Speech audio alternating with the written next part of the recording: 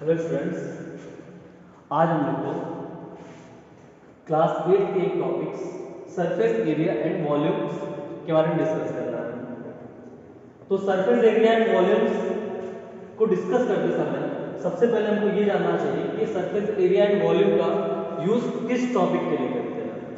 ऐसा कौन सा फिगर हमारे पास होगा जिसमें हम लोग सरफेस एरिया एंड वॉल्यूम्स की बात करेंगे। तो वो यूनिट हमारी कहलाती है मेंसुरेशन। अब मेंसुरेशन का मतलब क्या होता है? मेंसुरेशन का मतलब ये होता है कि अगर हमको किसी भी सॉलिड्स का पता ये करना हो कि उसके अंदर कितनी कैपेसिटी है, या ये पता करना हो कि उसके सरफेस का एरिया कितना है, उन सभी के मेजरमेंट को हम लोग मेंसुरेशन के अंदर स्टडी करते हैं। अब इस मेंसुरेशन के अंदर इसका मतलब हम लोग स्टडी किसका करते हैं? सॉलिड्स का। It means mensuration is the measurement of solids. That solid can be a cube. वो सॉलिड एक क्यूबॉइड हो सकता है, वो सॉलिड एक पिरामिड हो सकता है। इन सभी को लोग सॉलिड क्यों कहते हैं? अगर हमारे पास कुछ ऐसे फिगर हो जिसकी डायमेंशन 3D स्ट्रक्चर हो। 3D स्ट्रक्चर का मतलब क्या हो? जैसे ये हमारे पास एक क्यूब है, ये क्या है? एक क्यूब है। इसके पास इसकी खुद की लेंथ है, इसके पास खुद की अपनी क्या है? ब्रेथ है, और साथ ही साथ इसके पास क्या है? हाइट है। एक ऐसा फिगर जिसके पास 1 2 3 डायमेंशन हो, ऐसे फिगर को हम लोग कहते हैं सॉलिड। अभी सॉलिड की बात अगर देखा जाए, इसके पास बहुत सारे डायमेंशन हैं, इसके पास बहुत सारे फेस हैं। एक फेस तो ये ऊपर वाला फेस हो गया, एक फेस ये वाला भी हो गया, एक ये भी फेस हो सकता है, एक ये फेस सामने का भी हो सकता है, ये भी एक फेस इसका हो सकता है, और एक फेस ये भी, और एक फेस इस सामने है, और एक फेस पीछे। इस तरह हम लोग देखते हैं कि solid is the figure form by 3 dimension. Solid कितने डायमेंशन से बना हुआ फिगर होता है? 3 डायमेंशन। देन आप लोग के मन में आ रहा होगा क्या 2D फिगर भी होता है? बिल्कुल। अगर हम लोग सिर्फ ऐसे फिगर बनाए जिसके अंदर सिर्फ लेंथ हो और सिर्फ क्या हो? ब्रेथ हो, तो ऐसे फिगर को 2D फिगर कहेंगे। 3D ये 2D फिगर है, और ये क्या है? 3D। 3D फिगर बोले जाए या 2D फिगर बोला जाए, दोनों में डिफरेंस क्या है? इसका मतलब होता है 2 डायमेंशनल, और इसका मतलब होता है 3 डायमेंशनल फिगर। इसका मतलब हम लोग को इस चैप्टर के अंदर 3 डायमेंशनल फिगर के बारे में डिस्कस करना है। ये तो रही चैप्टर की बात। अब चैप्टर स्टार्ट कैसे करेंगे, कहां से चैप्टर स्टार्ट करेंगे, इसके बारे में हम लोग आगे बात करते हैं। तो सबसे पहली बात है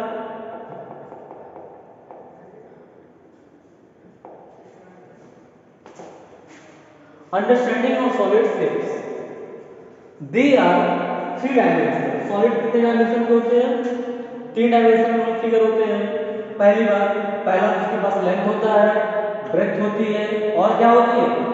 हाइट।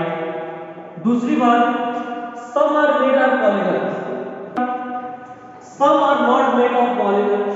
कुछ पॉलीगन से नहीं भी बने होते हैं, जैसे कि इस स्फीयर है, ये पॉलीगन से नहीं बना हुआ है। एक ये ऐसा स्ट्रक्चर है जो सर्कल के शेप का दिखता है, जैसे आप फुटबॉल देख सकते हैं, बॉल देख सकते हैं, उन सारे फिगर्स को क्या कहते हैं? स्फीयर्स का नाम दे देते हैं। कुछ इसके आगे बारे में डिस्कशन हम करते हैं। Solids some are made of polygons. ऐसे सॉलिड जो किसके बने हुए हैं? पॉलीगन से मिलकर बने हुए हैं। ऐसे सॉलिड जो किससे बने हुए हैं? पॉलीगन से। तो उसके अंदर सबसे पहला तो आ जाता है हमारा क्या? क्यूब। क्यूब एक पॉलीगन से बना हुआ है। जैसे कि देखिए, अगर आप यहां से देखिए, ये एक पॉलीगन नजर आ रहा होगा आपको, ये भी एक पॉलीगन नजर आ रहा होगा आपको, ये भी पॉलीगन नजर आ रहा होगा आपको। ये 3 पॉलीगन तुम्हारे सामने दिख रहे हो, 3 इसके जस्ट पीछे दिख रहे होंगे। इसका मतलब ये जो क्यूब है वो किससे बना हुआ है? पॉलीगन से बना हुआ है। नेक्स्ट इस फिगर का नाम होता है cuboid. This is also a figure which is made out of polygon. Polygon कैसे? जैसे अगर आप इस फिगर को ध्यान देखेंगे तो नजर आएगा this is a rectangle. This is also a rectangle and it is also a rectangle. It means cuboid is made up of 6 type of rectangle. So we can say that this is a solid which is made up of polygon. एक ऐसा solid जो किससे मिलकर बना हुआ है? Polygon से मिलकर बना हुआ है। Next, this is called pyramid. ये क्या कहलाता है? पिरामिड। पिरामिड एक ऐसी स्ट्रक्चर होती है जो कई सारे ट्रायंगल को वर्टेक्स को एक ही साथ जोड़ के बनाई जाती है। जैसे इस वाले ट्रायंगल का वर्टेक्स यहीं पे है, अगले वाले ट्रायंगल का वर्टेक्स भी यहीं पे है, इसके पीछे भी 2 ट्रायंगल हो उसका वर्टेक्स भी यहीं पे है। तो ऐसे स्ट्रक्चर को हम लोग बोलते हैं पिरामिड। पिरामिड के बाद एक प्रिज्म। हमारे पास इस फिगर में हम लोग क्या कर सकते हैं? प्रिज्म। तो प्रिज्म भी अगर हम लोग ध्यान से देखें तो ये भी एक ऐसा पॉलीगन है जो किससे मिलकर बना हुआ है? पॉलीगन से, क्योंकि ट्रायंगल एक पॉलीगन होता है। ये भी ट्रायंगल एक पॉलीगन ही है। और ये बीच में जो दिख रहा है ये भी तो एक पॉलीगन है। एक ये पैरेललोग्राम है, दूसरा पैरेललोग्राम ये। इसका मतलब कि ये सॉलिड्स ऐसे सॉलिड्स हैं जो किससे मिलकर बने हुए हैं? किससे मिलकर बने हुए हैं? पॉलीगन से मिलकर बने हुए हैं। तो जैसे ये हमारे पास इसका पिरामिड का 3D व्यू देखते हैं हम लोग आगे पीछे, तो देखिए सामने का व्यू ये था, पीछे भी अगर देखा जाए तो ऐसे ही फिगर पीछे भी बना हुआ है। नेक्स्ट अगर हम बात करें, ये तो रही बात है किसकी? ऐसे पॉलीगन, ऐसे सॉलिड्स जो पॉलीगन से मिलकर बने हुए थे। लेकिन अब हम बात करें कुछ ऐसे सॉलिड्स के बारे में जो पॉलीगन से नहीं मिलकर बने हुए हैं। जैसे हमारे पास ये सिलेंडर है। सिलेंडर किसका बना हुआ है? जो पॉलीगन से नहीं बना हुआ, which is not made up of polygon. Polygon का मतलब क्या हो गया? जैसे कि हमारे पास क्यूबॉइड था, उसके पास अपनी ये लेंथ थी, ये भी एक पॉलीगन था। अगर ध्यान से देखा जाए तो ये भी एक क्या था? पॉलीगन ही था। और ये भी क्या था? पॉलीगन ही था। उससे हम लोग बता दिए कि cylinder is made up of polygon, but sorry cuboid is made up of polygon. But यहाँ पे हमारे पास क्या दिया हुआ है? सिलेंडर दिया हुआ है जो पॉलीगन से मिलके नहीं बना हुआ। ये कुछ अलग टाइप का सॉलिड होता है। इसमें देखिए ऊपर एक सर्कल है, इसके नीचे भी एक सर्कल होता है, और इन दोनों सर्कल को अगर आपस में अटैच कर दिया जाता है तो इस फिगर से बनता है क्या? सिलेंडर। वैसे अगर हम लोग देखें यहाँ पे एक स्फीयर है जो ये भी क्यूबॉइड, ये भी जो फिगर है वो भी पॉलीगन से मिलकर नहीं बना हुआ है। यहाँ पे क्या है? कोन। ये क्या है? कोन है। जैसे बर्थडे कैप होता है ना, तो वो भी एक कोन है। ये भी क्या है? पॉलीगन से मिलके नहीं बना हुआ है। इसका मतलब ऐसे ही कुछ फिगर थे जो पॉलीगन से मिलके नहीं बने हुए हैं। अब आगे हम लोग बात करते हैं पार्ट्स ऑफ सॉलिड्स। सॉलिड की कौन कौन से पार्ट होते हैं? जैसे कि अगर हम बात करें क्यूब की, इसके कितने पार्ट्स हैं हमारे पास? इस क्यूब के कितने कितने पार्ट्स हैं? तो सबसे पहले हम लोग देखेंगे इसके पास तो वर्टेक्स।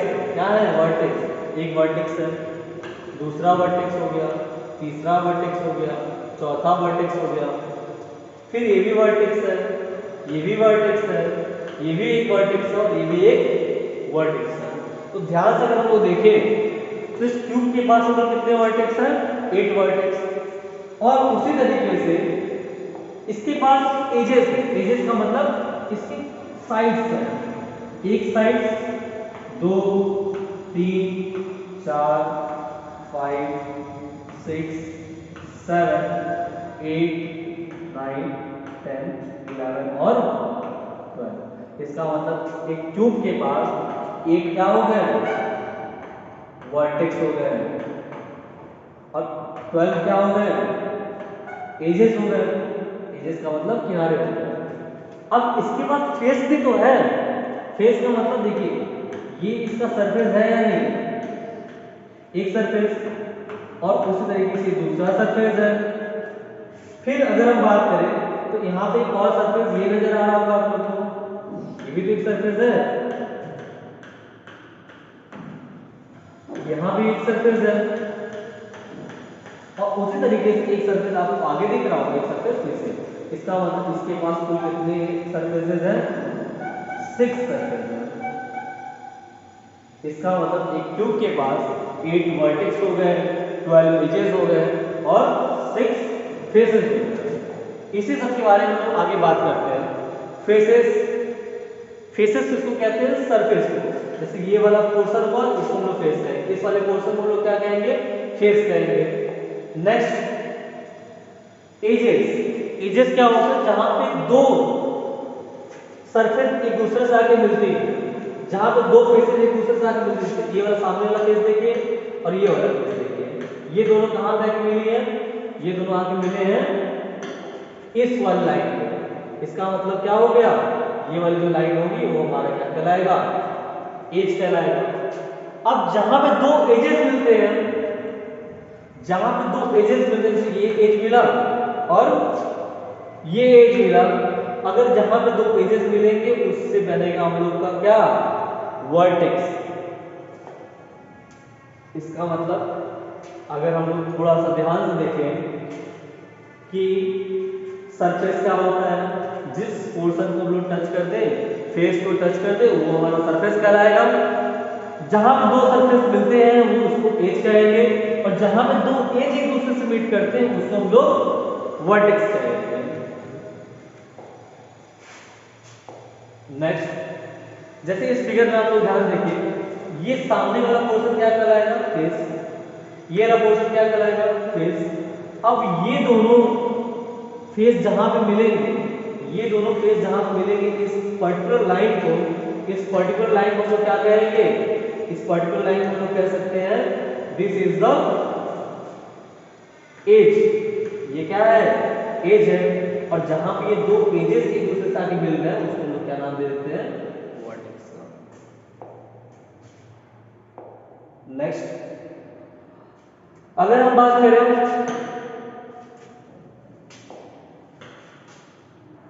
इसकी कोण की बात करें, अगर हम लोग कोण की बात करते हैं हम लोग क्या कर सकते हैं,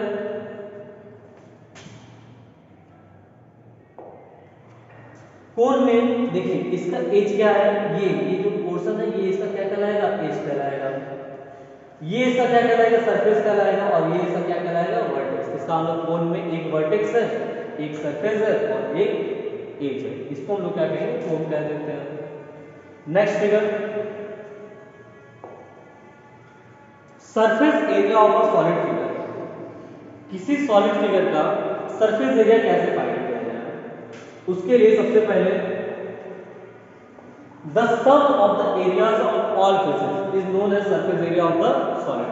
जैसे अगर हमारे पास कोन ही है तो इसके पास कितने सरफेस है, एक सरफेस तो ये है और एक सरफेस ये।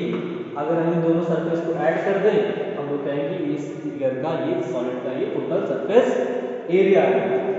इस फिगर का टोटल क्या है, surface area. Next, it is measure in square units, क्योंकि देखिए सरफेस एरिया हमेशा 2D फिगर का ही मेजर करते हैं, तो इसके पास दो डायमेंशन है। जैसे अगर हम बात करें लेंथ इनटू ब्रेथ, तो यहाँ से लेंथ और ब्रेथ का मल्टीप्लाई होगा तो हमेशा इसको मेजर होगा square, centimetre square, metre square, kilometre square. तो हमें सरफेस एरिया किससे मेजर होता है, यूनिट के स्क्वायर में। तीसरी बात, अगर हम किसी क्यूब को ओपन करते हैं तो उसके बॉटम का पोर्शन ये होगा। अगर मान लीजिए ये क्यूब है, हमारे पास ये क्या है, क्यूब है, और इसको हमको ओपन करना है।